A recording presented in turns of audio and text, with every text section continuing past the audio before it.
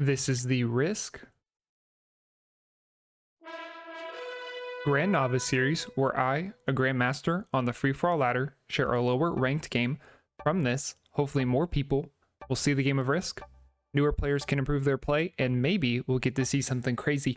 The main thing to take from this is you don't have to be number one to have fun. And maybe I should just record this intro one time really well, and then just plop it in there at the beginning of all my videos. But no, we're going to do it manually.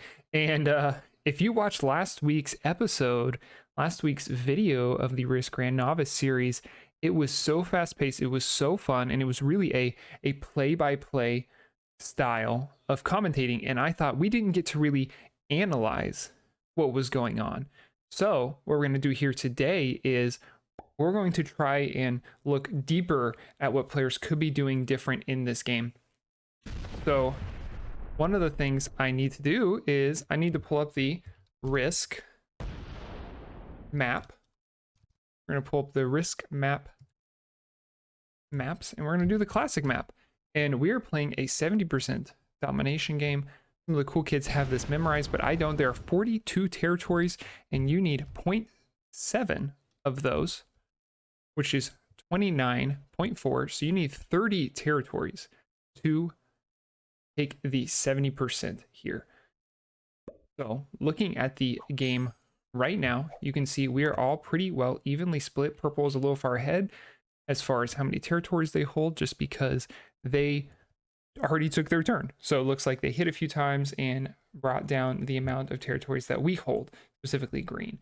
They may have actually, so they hit green twice and myself once. We're going to roll ourselves down here. Try to impact the game as little as possible.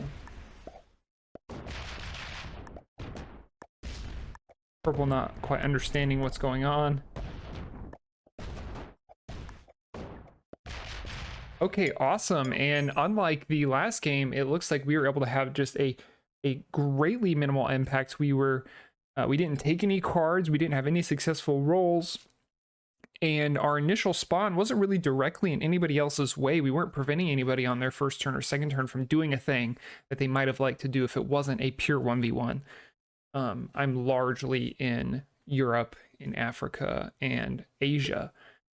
So hopefully these players realize, oh, this yellow individual, this yellow player, not a huge threat. We are in the 1v1 for 70% on the classic map. So we'll see if they end up playing nice with each other like the other players tried to do right towards the beginning last week. Those first couple of turns, they absolutely do not need to do that.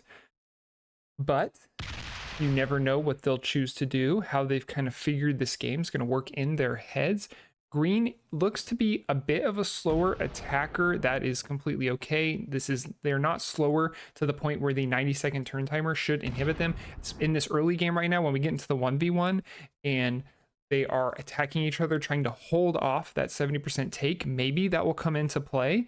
I will say when we think about like the little indicators that individuals are more invested in the game, I don't want to say more skilled, but more invested, is the green player here. We can see they've paid for some dice, it looks like, is my guess, or they've saved up some points, but likely they've bought those dice, while the blue player or the purple player seems to be using one of the default ones you can just get.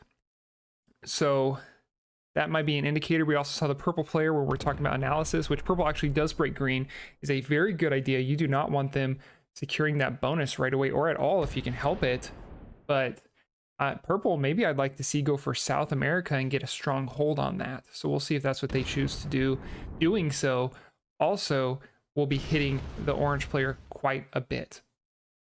But we did see the purple player, they use an emote which says, I'm engaged with the game. I understand what the yellow player doing, which is myself rolling themselves down very unsuccessfully, is odd. That's not normal. That's not a thing you see all the time. So, and what did the purple player just roll there? A 2-on-2, which you don't do that expecting to win it. So that is completely fine. And this 4 is going to come down and fortify. So now if this 5 wants to break South America, it's going to have to go around. So if the 4 had just gone here, the 5 would have to go a 1, another 1, so 2, and then hit a 4, so 6. Now it has to either go through 6, or it can go 4, 3, 2, 1, so 5. So they can go around, and it's an easier trip than it would be if they just went straight down, but not by much. And I'm actually might even re-add that in my head in a second, make sure that that is the case. Although purple looking very strong. So let's see, it's 4, 5, 6 in the way versus 1, 2, 3, 4. So it's actually way better to take the around the world trip right here and break South America than it is to go through that 4. But green is actually choosing to do neither of those things. Is going to allow purple to hold 50% of the board, and that is something about these 1v1s that can really get away from you very quickly, and that is this map holding 30 territories. If you take 5 territories a turn, and you know you're already holding 15 territories, wow, suddenly you're there. It takes 3 turns. So you can win the game within 3 or 4 or 5 turns. I think we saw the last game, it ended. Let's see if this 2-on-1 works. This is very important. Not slow rolling it, and it is successful. So that is awesome. That is going to help. So what that's going to do is it's going to put pressure on purple. Holy cow. The green player, what did they roll to secure that? Oh my gosh, they rolled a 2-on-2 to secure your Ukraine. That is crazy.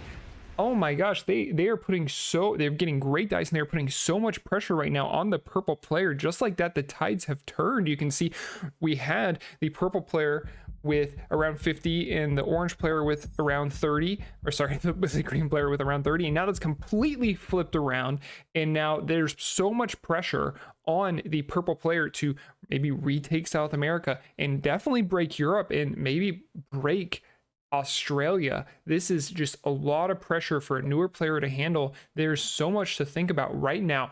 If I'm the purple player, where we're thinking about this, like, let's try to step away from the play-by-play, because that's not what we're trying to do today.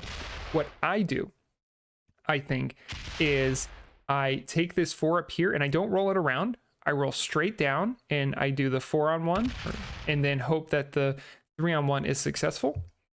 But instead they rolled out a little bit and then they used this 4. I would have added all my troops to this 4, attacked the 2, and then attacked through Europe, guaranteeing the break. And perhaps I just have to give up Australia and hope that I get a trade on 3 or 4 before the green player gets a trade on 3 or 4, and if it comes to it, on 5.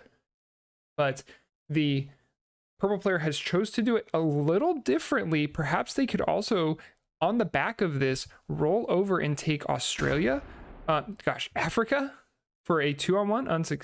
That 4-on-1 unfortunately lost a troop, and they're not able to roll the 2-on-1 to take Africa. So not as much pressure on the green player, and the green player will likely be able to take South America, break South America off of this. Where can we go to kind of make sure we're out of the way? I think up here we may unfortunately have a successful roll up here. I don't want that, but we may.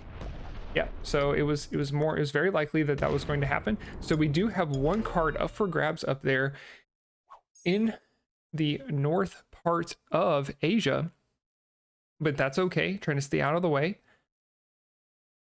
Green now needs to break South America and continue applying the pressure and hope they get a trade before the purple player gets a trade.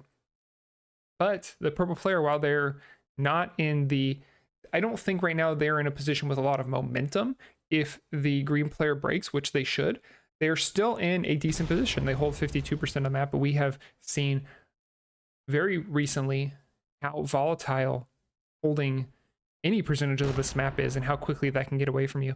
So they're actually not going to put the pressure on, and they're not going to break South America. I suppose we could have done the calculations on if this was a if this had been a, let's see, V5 over here and it was a 1 or is a 2. So if this was a 7, could a 7 have broken this 3 and broken this 1? Absolutely.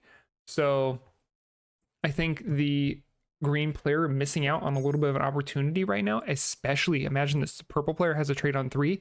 Imagine that already holding 50% of the map. If they hold 50% of map, how many territories does that mean they have? I can tell you right now. That means they have 21. That means they need to take 9 more. They could end the game potentially right now. They could. So let's see. They remove myself from the game. And let's get in there so we can start adding that up. So they had taken 2 just then, which means they needed 7 more.